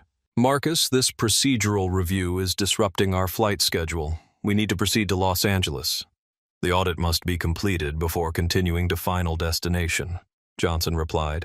That's regulatory requirement, not discretionary. Reynolds lowered his voice. This is becoming a spectacle. We could have handled this privately after landing. The procedure was invoked properly and must be followed completely, Johnson responded. The findings will determine appropriate next steps. As they spoke, Sarah Winters had completed her manifest verification. She approached Johnson with her tablet. I've identified several inconsistencies, she reported. 4 passengers were reseated during boarding without documentation of cause, yet Ms. Turner was the only one approached regarding her assigned seat, despite having valid boarding documentation. The pattern was becoming increasingly clear, selective enforcement of procedures that somehow applied only to certain passengers despite similar circumstances. Johnson nodded. Include that in the final report. We'll need statements from those passengers as well. The comprehensive approach demonstrated that operations was treating the audit with appropriate seriousness, not merely going through motions to satisfy procedural requirements, but conducting thorough investigation of what appeared to be concerning patterns in crew behavior. As the process continued, the atmosphere in the cabin reflected growing recognition of what was being uncovered. Passengers exchanged glances, some with undisguised interest in the institutional representative's methodical documentation of what many had observed less formally. Johnson approached Alexis again. Ms. Turner, based on preliminary findings, there appears to be no documented justification for the request that you relocate from your assigned seat. Would you like to make any additional statement for the official audit record? Only that I appreciate the thorough implementation of the audit procedure, Alexis replied. The process exists to ensure passenger rights are protected through transparent documentation rather than subjective assessment. Johnson nodded, making a final notation. He then addressed the cabin. Ladies and gentlemen, the flight audit has been completed. The findings will be submitted to Transamerica regulatory compliance and FAA oversight as required. We'll be departing Denver shortly to continue to Los Angeles. Thank you for your patience during this procedure. The professional language belied the significance of what had occurred. This wasn't merely procedural verification. It was institutional acknowledgement of practices that could no longer remain unexamined. As Johnson and Winters prepared to depart the aircraft, Captain Reynolds approached for a final exchange. "What happens now?" he asked quietly. "The audit findings will be processed according to regulatory requirements," Johnson replied. "I suggest you focus on completing this flight safely and professionally. Further discussion can occur after landing. The measured response conveyed institutional seriousness without prejudging outcomes, proper procedure, rather than premature conclusions. But Reynolds clearly understood the implications, his expression reflecting recognition that this incident would have consequences extending beyond Flight 847. As the operations personnel departed and the aircraft prepared to resume its journey, the cabin settled into contemplative quiet. What began as confrontation between passenger and captain had evolved into documented examination of practices that had previously operated without effective oversight. The power dynamic had transformed completely from captain's unquestioned authority to institutional accountability mechanisms that ensured such authority remained within appropriate boundaries defined by legitimate operational requirements rather than subjective assessment. As Flight 847 continued toward Los Angeles, Marcus Johnson and Sarah Winters reviewed their findings in the Denver Operations Center. Though no longer aboard the aircraft, their investigation was expanding based on patterns identified during the audit. Meanwhile, Elena Rodriguez approached Alexis's seat. "Ms. Turner," she said quietly, "may I speak with you briefly?" Alexis nodded, and Elena knelt beside the seat to maintain a semblance of privacy in the crowded cabin. "The priority code system you saw on our tablet, it wasn't always used this way," she began, her voice barely above a whisper. "When it was implemented 3 years ago, it was supposed to help identify passengers who might need extra assistance or had experienced previous service issues." Alexis listened attentively, allowing Elena the space to continue. "But over time, certain crew members began using it differently. They created unofficial subcategories, ways of flagging passengers who didn't look right for their cabin class or who might cause problems." "Based on what criteria?" Alexis asked, though she already suspected the answer. Elena's eyes conveyed what her professional position prevented her from stating directly. "Criteria that have nothing to do with safety or service and everything to do with assumptions." Alexis nodded, understanding completely. "Your PC verification flag was applied at the gate," Elena continued. "It's coded language for verify this passenger belongs in this cabin. But there was nothing to verify your reservation was confirmed your boarding pass valid. The flag itself was the problem." "How widespread is this practice?" Alexis asked. "It varies by crew," Elena replied. "Some, like Captain Reynolds and Gregory, use it regularly. Others ignore it entirely.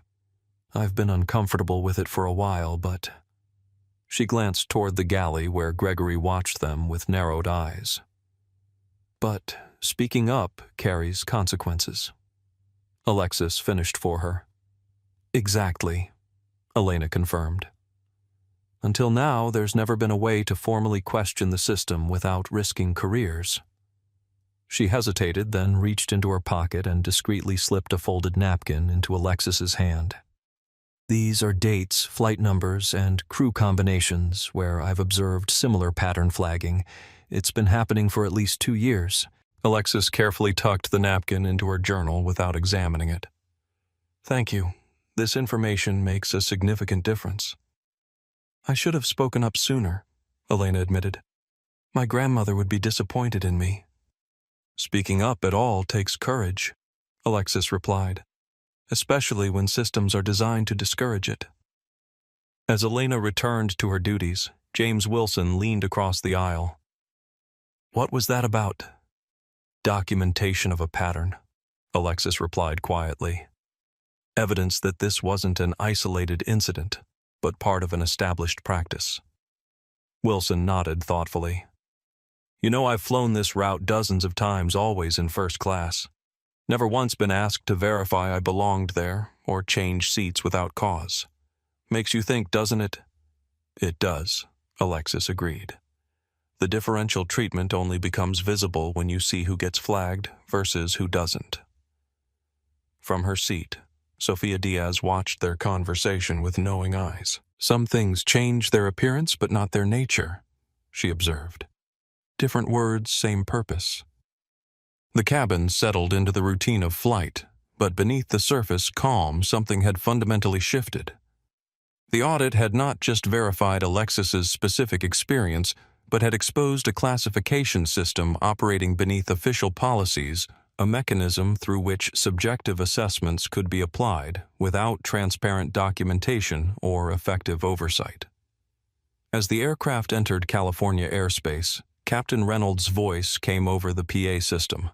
His tone was professionally neutral, the earlier confrontational edge notably absent. "Ladies and gentlemen, we're beginning our initial descent into Los Angeles. Local time is 10:15 p.m. Weather clear, temperature 68 degrees. Flight attendants, please prepare the cabin for landing." The announcement contained no reference to the audit or its findings, a return to procedural routine that belied the extraordinary events that had unfolded during the journey. But everyone aboard understood that standard operations had been permanently altered by what had been documented and acknowledged through formal process. Near the front of the cabin, Gregory Palmer performed his duties with rigid efficiency, avoiding eye contact with Alexis or other passengers who had witnessed the audit. His earlier confidence had been replaced by professional detachment that suggested recognition of potential consequences following landing. Elena moved through the cabin with quiet purpose, her decision to provide documentation representing personal resolution of the conflict between institutional pressure and professional integrity.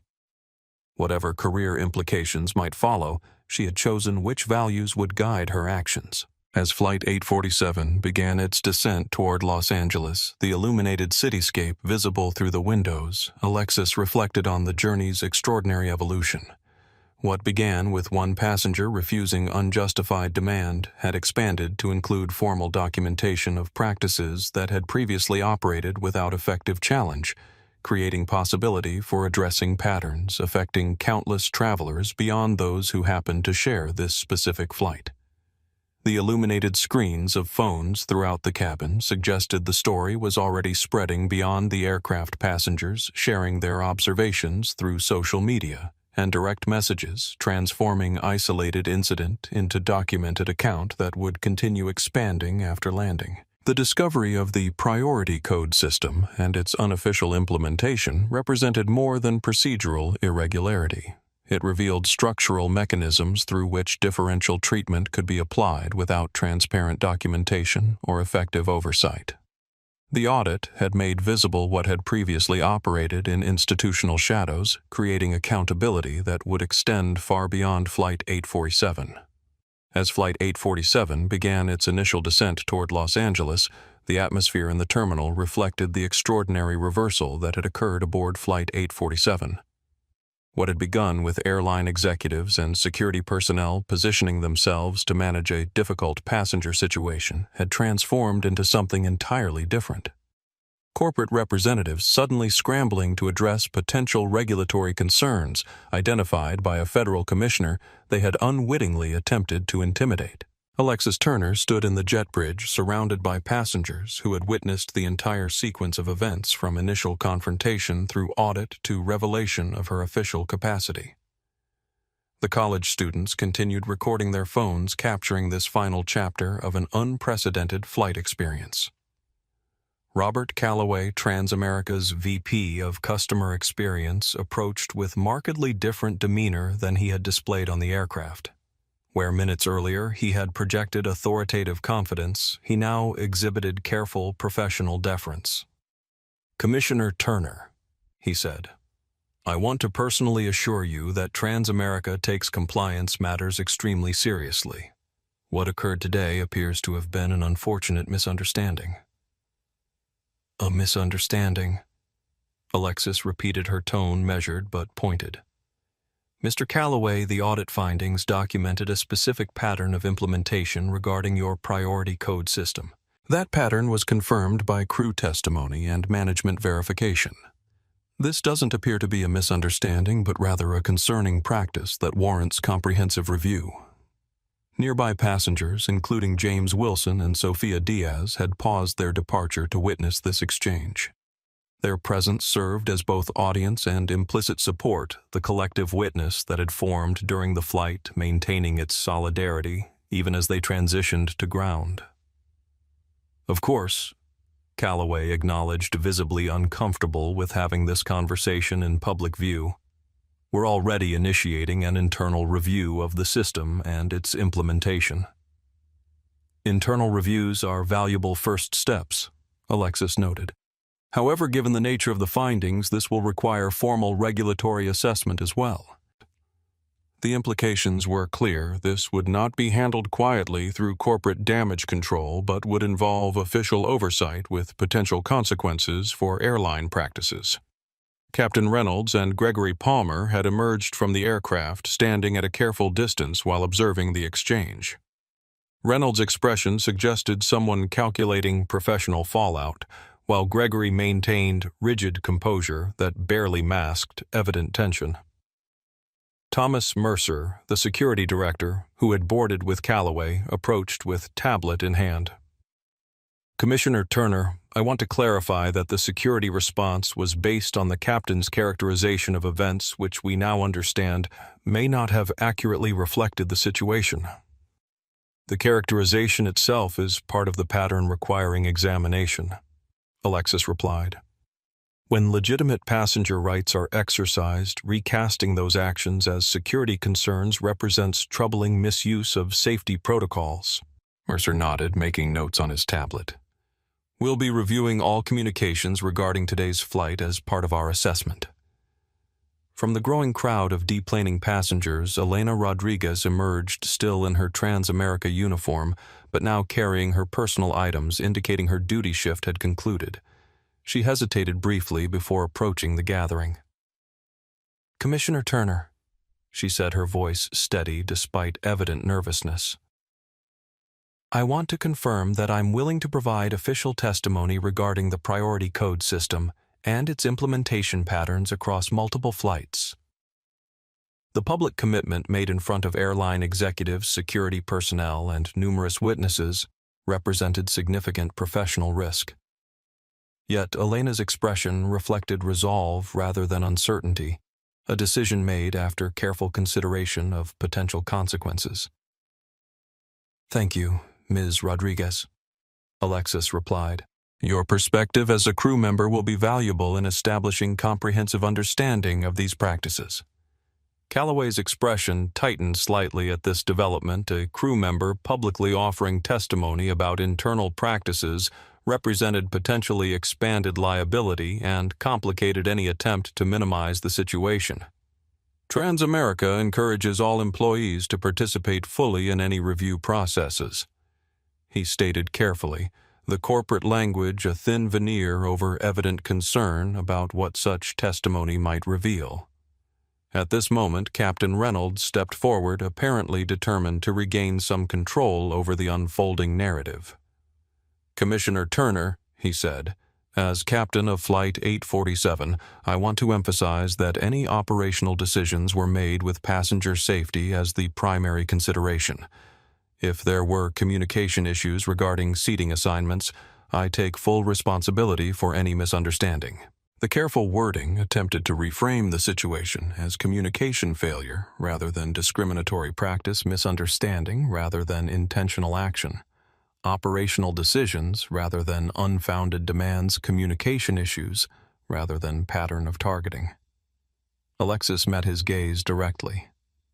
Captain Reynolds, the audit findings documented that you requested I change seats without operational justification, applied a priority code flag without legitimate basis, attempted to isolate me for discussion multiple times after I declined to move, and ultimately suggested potential security designation in response to my exercising recognized passenger rights. She paused, allowing the comprehensive summary to register with all listening. That doesn't appear to be a communication issue. It appears to be a pattern of differential treatment, followed by escalating attempts at intimidation when that treatment was questioned. The direct characterization delivered without emotion but with precise detail left Reynolds without effective response. Around them, passengers who had witnessed these events nodded in confirmation. James Wilson stepped forward. For what it's worth, I observed the entire sequence of events, and Commissioner Turner's assessment aligns exactly with what occurred. Captain Reynolds specifically targeted her while allowing other passengers to select seats freely, then escalated when she questioned the basis for his demand. Sophia Diaz added her voice. I've seen this pattern many times across many years. The only difference today was that someone with authority to challenge it happened to be the target. The collective testimony further undermined any attempt to reframe what had occurred as mere misunderstanding or communication failure. David Lattimore, the Department of Transportation attorney, stepped forward. I'll be filing an official report regarding this incident. The priority code system as implemented appears to raise significant regulatory concerns regarding compliance with federal non-discrimination requirements. His professional assessment added another layer of institutional accountability. Regulatory framework beyond airline operations to federal oversight mechanisms designed to ensure compliance with non-discrimination regulations. Callaway, recognizing the deteriorating position, attempted to regain control of the situation. We appreciate everyone's perspective on today's events. Transamerica is committed to providing excellent service to all passengers without distinction.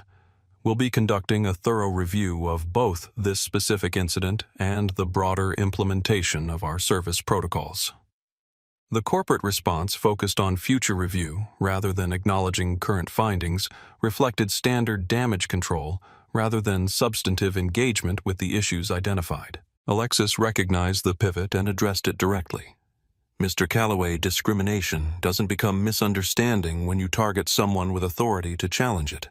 The concern here isn't just what happened to me personally, but what happens routinely to passengers without regulatory knowledge or institutional position. The fundamental point cut through attempts at corporate reframing. This wasn't about one incident with one commissioner, but about patterns affecting countless passengers who lacked the specific knowledge or authority Alexis possessed. Throughout the terminal, travelers paused to observe the unusual confrontation between airline executives and what appeared to be a federal official, many capturing photos or video on phones. What had begun as an isolated incident aboard one aircraft was now unfolding in public view, with potential to expand far beyond the immediate circumstances. Marcus Johnson, the regional manager who had conducted the audit in Denver, approached through the crowd, having apparently been contacted following the aircraft's landing. Commissioner Turner, he greeted her with professional courtesy. Our audit findings have been processed according to regulatory requirements. I wanted to assure you personally that Transamerica takes these matters with appropriate seriousness. His institutional voice representing management accountability, rather than mere corporate damage control, added significant weight to the emerging consensus that this situation reflected structural issues rather than isolated misunderstanding. A woman pushing through the crowd caught everyone's attention. Jennifer Morales, Transamerica's Director of Customer Experience, whom passengers recognized from her brief appearance aboard the aircraft, now accompanied by a distinguished older man in an impeccably tailored suit. Commissioner Turner, the man said, extending his hand. I'm Richard Dunham, Chief Legal Officer for Transamerica. I understand there have been concerning findings regarding our priority code system implementation. I'd like to assure you that we're initiating comprehensive review of these practices immediately. The appearance of the airline's senior legal representative transformed the dynamic, yet again indication that corporate leadership recognized the potential significance of what had been documented rather than attempting to minimize it through mid-level management response. We would welcome your insights as we conduct this review, Dunham continued. Your expertise in both aviation operations and regulatory compliance would be invaluable in ensuring our practices align with both legal requirements and ethical standards. So, the invitation represented significant evolution from initial attempts at intimidation to recognition that addressing identified patterns required substantive engagement rather than defensive posturing. I'll certainly provide appropriate regulatory guidance, Alexis replied. The findings from today's audit will be processed through official channels with recommendations for addressing the concerning patterns that were documented. Throughout the terminal, the reversal had become complete, from security personnel positioned to manage difficult passenger to corporate leadership engaging with Federal Commissioner regarding potential compliance issues requiring institutional response. Elena Rodriguez stood slightly apart, her expression reflecting complex emotions as she witnessed this extraordinary conclusion to what had begun as routine flight assignment. Her decision to provide documentation had contributed significantly to institutional acknowledgement that couldn't be dismissed as isolated incident or subjective complaint. As the crowd began to disperse, Alexis addressed the passengers who had witnessed and supported her throughout the journey. Thank you all for your willingness to stand as witnesses. What we experienced today reflected patterns affecting countless travelers who lack the knowledge or position to challenge them effectively. Your documentation makes significant difference in establishing that these aren't isolated incidents, but structural issues requiring comprehensive address. Her acknowledgement recognized the coalition that had formed during the flight, not merely supportive individuals, but collective witness to concerning patterns that typically remained unchallenged due to power disparities between passengers and crew authority. James Wilson shook her hand. This was illuminating. I'll never view airline operations the same way again. Sophia Diaz embraced her briefly. You did what many couldn't. The difference wasn't just your position, but your willingness to use it for others beyond yourself. The college students approached with evident excitement. Commissioner Turner, our documentation has already reached hundreds of thousands through social media. People are sharing similar experiences from different airlines. It's becoming a movement. Their digital amplification confirmed what Alexis had suspected, that this incident would expand far beyond specific circumstances to broader conversation about practices affecting countless travelers throughout commercial aviation. As the impromptu gathering dispersed, Alexis found herself face to face with Captain Reynolds one final time. The earlier confidence had disappeared, replaced by recognition of potential consequences following formal documentation of his actions. Commissioner, he said quietly, I want you to understand that I never intended— Intent isn't the issue, Captain, Alexis interrupted. The priority code system created mechanism for implementing subjective assessments without transparent documentation. That mechanism enabled concerning patterns regardless of individual intentions.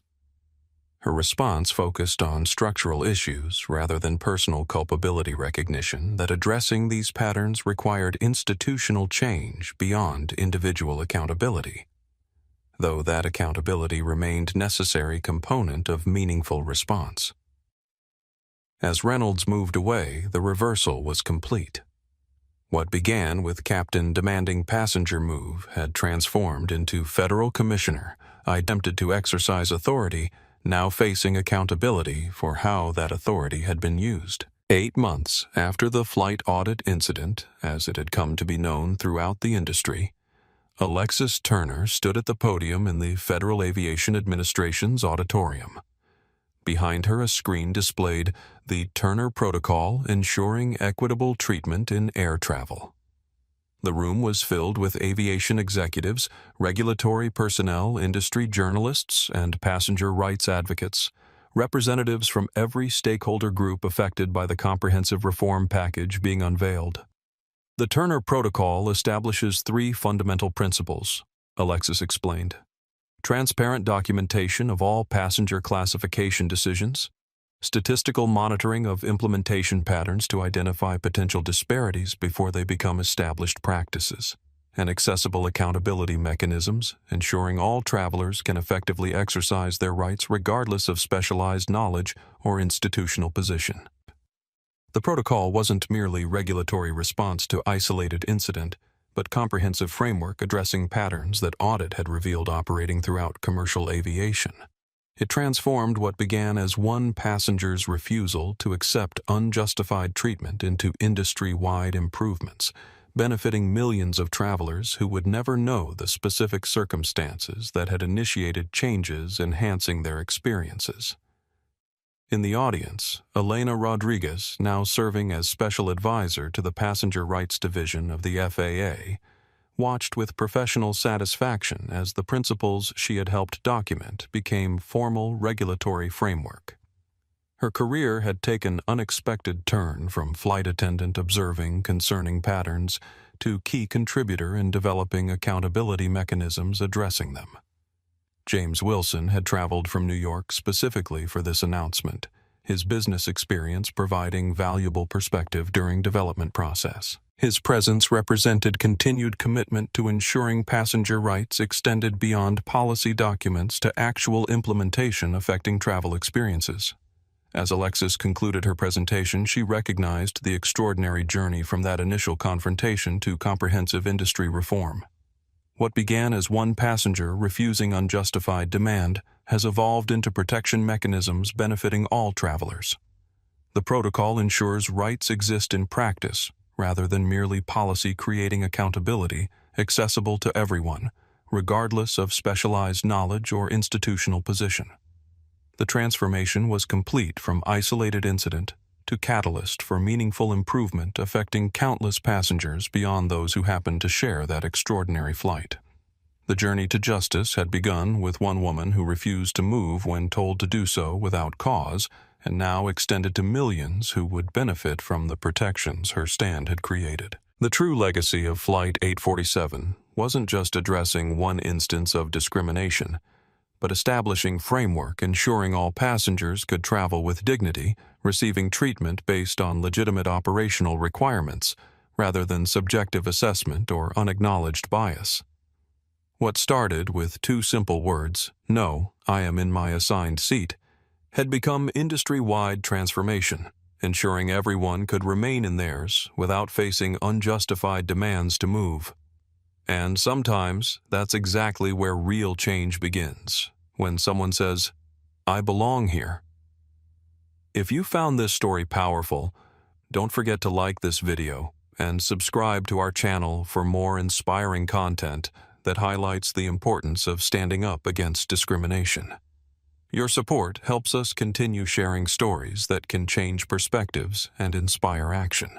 Have you ever witnessed or experienced similar situations? Share your thoughts in the comments below and help us create a community dedicated to dignity and justice for all. Thank you for watching.